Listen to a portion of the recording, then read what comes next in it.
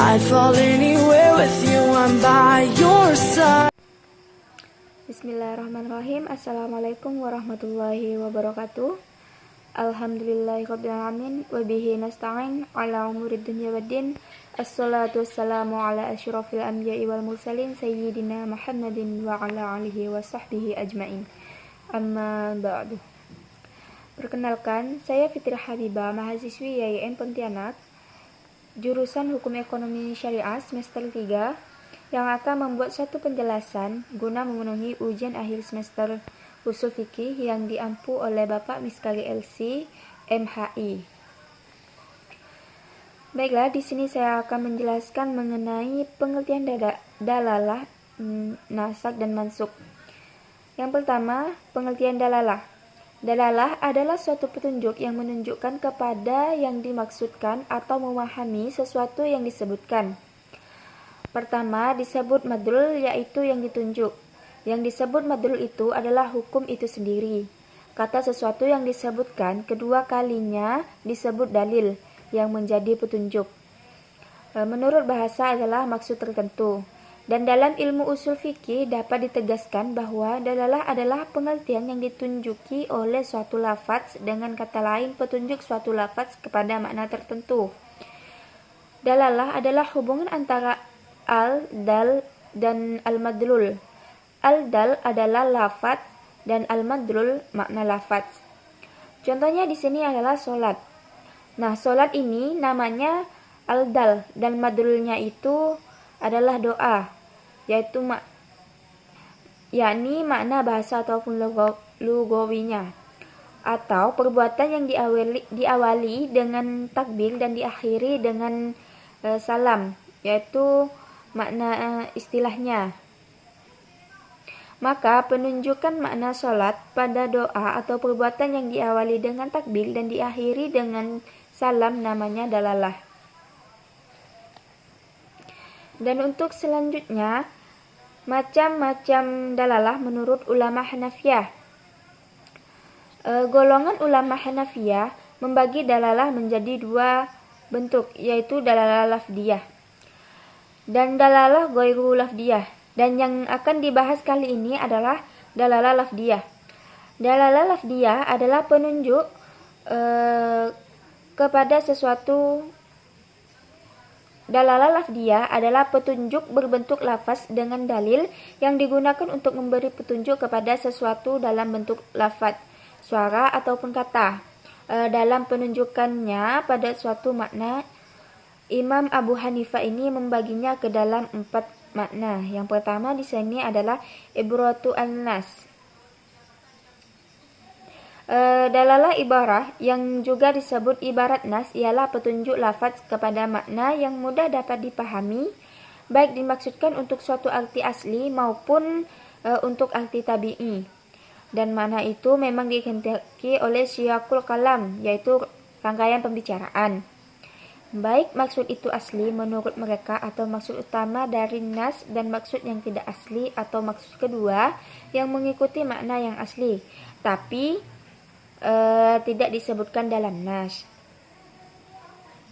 Dan oleh karena itu, setiap pengertian yang difahami dari keadaan lafaz yang jelas disebut dalalah ibarah. Sebagai contoh adalah ibarat dalam Al-Quran, misalnya firman Allah Subhanahu wa Ta'ala dalam Quran Surah An-Nisa ayat 10, yang artinya sesungguhnya orang-orang yang memakan harta anak yatim secara zalim, sebenarnya mereka itu menelan api sepenuh perutnya, dan mereka akan masuk ke dalam api yang menyala-nyala. Nah, nas tersebut menunjukkan bahwa di antara perbuatan zalim yang paling keji ialah memakan harta benda anak yatim tersebut, di mana perbuatan tersebut adalah dosa yang menimbulkan siksaan kelak di hari kiamat dan sanksi hukuman di dunia yang dilaksanakan oleh pemerintah agar perbuatan tersebut tidak terjadi lagi. Yang kedua, isyaratu al-nas. Nah, dalalah isyaratu al-nas ialah petunjuk lafaz kepada arti yang dipahami dengan jalan mengambil kezaliman atau kemestian dari arti dipahami dengan dalalah ibaratun nas. Adapun menurut Abu Zahrah adalah suatu pengertian yang ditangkap dari suatu lafaz, dari kesimpulan dari pemahaman terhadap sesuatu ungkapan dan bukan dari ungkapan itu sendiri, atau dengan kata lain menyimpulkan dari arti yang dipahami dengan dalalah ibaratun nas. Sebagai contoh, Quran surah firman Allah Subhanahu wa taala, Quran surah Al-Baqarah ayat 282 yang artinya, hai orang-orang yang beriman, apabila kamu bermuamalah tidak secara tunai untuk waktu yang ditentukan, hendaklah kamu menuliskannya, dan hendaklah seorang penulis di antara kamu menuliskannya dengan benar, dan janganlah penulis enggan menuliskannya sebagaimana Allah mengajarkannya. Maka hendaklah ia menulis dan hendaklah orang yang berhutang itu mengimlakkan, yaitu apa yang akan ditulis itu, dan hendaklah ia bertakwa kepada Tuhannya. Jadi maksudnya adalah memberi sifat terhadap catatan dengan benar, memberikan pemahaman secara jelas bahwa apa yang ditulis itu harus benar dan sesuai kehendak orang yang mengimlakkannya. Dan secara implisit ataupun isyarat dapat dipahami bahwa catatan itu dapat dijadikan argumentasi ataupun data bagi orang yang mengimlakkan, di mana ia tidak dapat terhadap apa-apa yang tertera dalam tulisan tersebut selama tidak didustakan. Nah, pengertian-pengertian yang demikian ini diistinbatkan dari isyarat nas, yaitu dari huruf lam pada lafaz lahu yang mengandung pengertian itu bahwa seorang anak itu adalah milik bapaknya. Nah, dan yang ketiga, dalalatu al-nas. Dalalatun an-nas juga disebut mafhum muwafaqah. Di samping disebut pula dilalatul aula. Sebagian fuqaha menyebutkan qiyas jali. Dilalatul nas adalah pengertian secara implisit tentang suatu hukum lain yang dipahami dari pengertian nas secara eksplisit, yaitu ibaratun nas, karena adanya penyebab faktor yang sama. Nah, contohnya di sini terdapat dalam firman Allah Subhanahu wa taala, Quran surah Al-Isra ayat 23 sampai 24, yang artinya di sini adalah, maka sekali-kali janganlah kamu mengatakan kepada keduanya perkataan dan janganlah kamu membentak mereka, dan ucapkanlah kepada mereka perkataan yang mulia, dan rendahkanlah kamu terhadap mereka berdua dengan penuh kesayangan, dan ucapkanlah, wahai Tuhanku, kasihilah mereka keduanya sebagaimana mereka berdua telah mendidik aku waktu kecil. Nah, secara eksplisit ayat tersebut menunjukkan tentang haramnya mengucapkan kata kepada kedua orang tua. Bila ucapan kepada kedua orang tua saja diharamkan, maka memukul dan mencerca serta segala perkataan dan perbuatan yang kasar dan menyakitkan hati kedua orang tua tentu lebih diharamkan. Nah, dalalah ini dapat difahami dari nas ayat tersebut tanpa memerlukan sebuah istinbat. Nah, dan yang keempat, iktida al-nas. Nah, dalalah al-iktida ini disebut juga iktida an-nas. Menurut sebagian ulama ahli usul fikih berpendapat bahwa penunjuk lafaz kepada sesuatu yang tidak disebutkan yang kebenarannya tergantung kepada yang tidak disebut itu. Misalnya firman Allah Subhanahu wa taala dalam Quran surah Yusuf ayat 82 yang artinya, dan tanyalah negeri yang kami berada di situ, dan kafilah yang kami datang bersamanya, dan sesungguhnya kami adalah orang-orang yang benar. Nah, dengan urutan-urutan ini, maka apabila dalam suatu peristiwa terjadi pertentangan, arti yang lebih dengan dalalah yang satu dengan arti yang dipahami dengan dalalah yang lain, maka didahulukan arti yang dipahami dengan dalalah yang lebih kuat. Jadi arti yang dipahami dengan isyaratun nas didahulukan daripada arti yang dipahami dengan dalalah yang lainnya. Nah, untuk penjelasan dari dalalah cukup ini, dan yang untuk selanjutnya mengenai pengertian nasak dan mansuk. Nah, nasak secara etimologi pengertiannya terbagi menjadi 3. Yang pertama, al-ibtal, yaitu penghapusan. Yang kedua, al-izalah, yaitu peniadaan atau menghilangkan. Dan yang ketiga, al-naqd, yaitu perpindahan. Nah, secara bahasa, nasak berarti menghilangkan atau memindahkan dan merubah suatu perkara dari suatu keadaan. Sedangkan dari segi bahasa ataupun lughahnya, nasak bisa diartikan sebagai pembatalan ataupun penghapusan.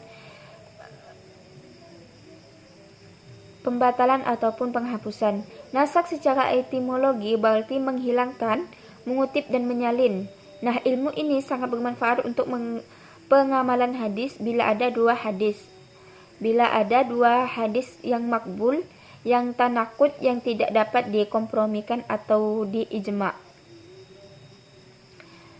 Nah, sedangkan nasak menurut istilah ulama usul fikih adalah syar'i, menghilangkan suatu hukum syar'i dengan dalil. Dengan demikian, jelas bahwa nasak berbeda dengan taksis, karena nasak terjadi antara dua nas yang turunnya tidak semasa, tetapi yang menasaknya terkemudian dari yang dinasakkan. Nah, yang selanjutnya, syarat-syarat nasyak. Yang pertama itu dalil, ataupun ketentuan nasyik harus terpisah dengan dalil atau ketentuan mansuknya. Yang kedua, dalil harus lebih kuat atau sama kuat daripada dalil yang mansuk. Jadi dalil Al-Quran hanya bisa dimansuk oleh Al-Quran atau dalil hadis mutawatir, karena kedudukan dalil Al-Quran dan hadis mutawatir adalah sama-sama qat'i. Dan yang ketiga, nas harus berupa dalil-dalil syarak, karena nasiknya tidak berupa dalil syarak seperti mati, maka tidak disebut dengan nasyak. Tidak adanya hukum bagi orang yang sudah mati, sudah bisa dipahami dengan akal tanpa petunjuk syarak. Dan yang keempat, hukum yang mansuk adalah hukum syarak. Dan yang kelima, dalil penghapusan hukum tersebut adalah kitab syar'i yang datang lebih kemudian dari kitab yang hukumnya dimansuk. Yang keenam, kitab yang dihapuskan atau diangkat hukumnya tidak terikat ataupun dibatasi dengan waktu tertentu. Sebab jika tidak demikian, maka hukum akan berakhir dengan berakhirnya waktu tersebut. Nah, macam-macam nasak di sini. Yang pertama, nasak Al-Quran dengan Al-Quran. Nah, para ulama yang mengakui adanya nasak telah sepakat adanya nasak Al-Quran dengan Al-Quran, dan itu pun telah terjadi menurut mereka. Salah satu contohnya, ayat iddah 1 tahun dinasakkan dengan ayat iddah 4 bulan 10 hari. Nah, yang kedua, nasak Al-Quran dengan sunnah. Nasak yang macam ini terbagi dua. Yang pertama, nasak Al-Quran dengan hadis ahad. Jumhur ulama berpendapat hadis ahad tidak bisa menasakkan Al-Quran, karena Al-Quran adalah nas yang mutawatir, menunjukkan keyakinan tanpa ada praduga atau dengan padanya, atau dugaan padanya. Sedangkan hadis ahad adalah nas yang bersifat zanni ataupun diragukan, dan tidak sah pula menghapus suatu yang sudah diketahui dengan suatu yang sifat dengan atau diduga ada.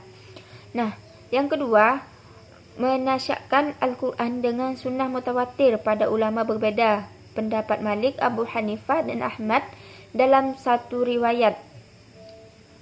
Dalam satu riwayat membolehkan. Dasar argumentasi mereka adalah firman Allah dalam Quran surah An-Najm ayat 3-4 yang artinya, dan tiadalah yang diucapkannya itu menurut kemauannya, hawa nafsunya. Ucapannya itu tidak lain hanyalah wahyu yang diwahyukan kepadanya. Yang ketiga, nasak sunnah dengan Al-Quran. Nah, jumhur ulama membolehkan nasak seperti ini. Salah satu contohnya seperti berpuasa pada hari Asyura yang ditetapkan berdasarkan sunnah riwayat Bukhari dan Muslim dari Aisyah radhiyallahu an. Dari Aisyah, ia berkata, hari Asyura itu adalah wajib berpuasa ketika diturunkan, ataupun kewajiban berpuasa bulan Ramadan, maka ada orang yang mau berpuasa dan ada pula yang tidak berpuasa. Hadis riwayat Muslim. Maksudnya, semula berpuasa pada hari Asyura itu wajib, tetapi setelah turun ayat yang mewajibkan puasa pada bulan Ramadan, maka puasa pada hari Asyura itu tidak wajib lagi. Yang keempat, nasak sunnah dengan sunnah. Nah, sunnah macam ini terbagi pada 4 macam. Yang pertama, nasak sunnah mutawatir dengan sunnah mutawatir. Yang kedua, nasak sunnah ahad dengan sunnah ahad, nasak sunnah ahad dengan sunnah mutawatir, dan yang keempat, nasak sunnah mutawatir dengan sunnah ahad.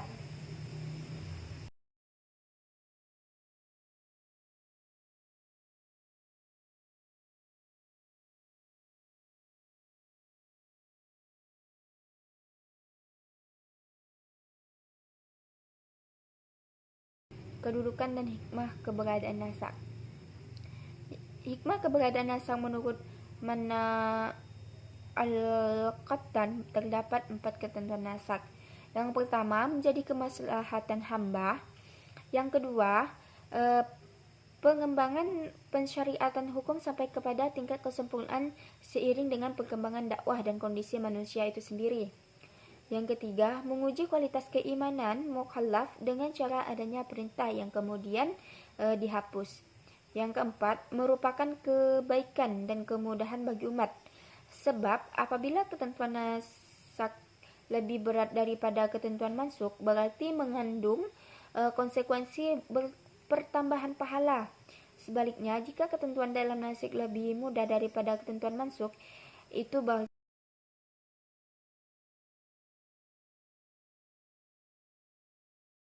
Dan yang untuk selanjutnya mengenai Quran Surah An-Nisa ayat 10.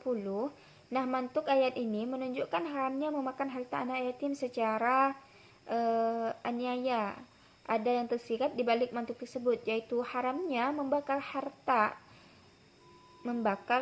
anak yatim karena memakan, yang juga terdapat dalam membakar harta kekuatan hukum haram pada membakar sama dengan hukum haram pada membakar karena sama dengan hukum haram pada memakan karena kesamaan alasan meniadakan pada kedua keadaan tersebut. Dengan demikian, hukum pada yang tersirat tidak disebutkan.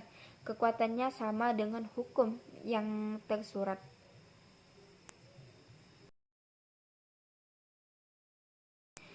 Dalam pembagian mafhum, mukhallaf ini akan diringkas hanya menjadi 5 bagian, yaitu mafhum al-aqab, mafhum al-sifat, mafhum al-syarat, mafhum al-ghayah, dan mafhum al-adab. Nah, yang pertama, mafhum al-aqab adalah menyebutkan sebuah hukum yang ditentukan, yaitu yang ditaksis dengan jenis atau macamnya, sehingga hukum tersebut positif dalam masalah yang terdapat pada nas, dan negatif ataupun manfi bagi masalah yang tidak disebutkan. Dan yang kedua, mafhum al-wasfi ataupun sifat, yaitu menetapkan hukum dalam bunyi mantuk suatu nas yang dibatasi ataupun memberi qaid dengan sifat yang terdapat dalam lafaz, dan jika sifat tersebut telah hilang, maka terjadilah kebalikan hukum tersebut. Nah, yang ketiga, mafhum syarat, yaitu menetapkan kebalikan suatu hukum yang tergantung pada syarat atau bersamaan dengan syarat jika syarat tersebut tidak terwujud. Dan yang keempat, mafhum al-ghayah, yaitu menetapkan hukum yang berada di luar tujuan nas, bila hukum tersebut dibatasi dengan tujuan. Dan yang terakhir ataupun yang kelima, mafhum al-adab ialah penunjukan satu lafaz yang menjelaskan berlakunya hukum dengan jumlah bilangan tertentu, yang selanjutnya menafikan hukum tersebut pada jumlah bilangan selain yang dilafazkan dalam nas.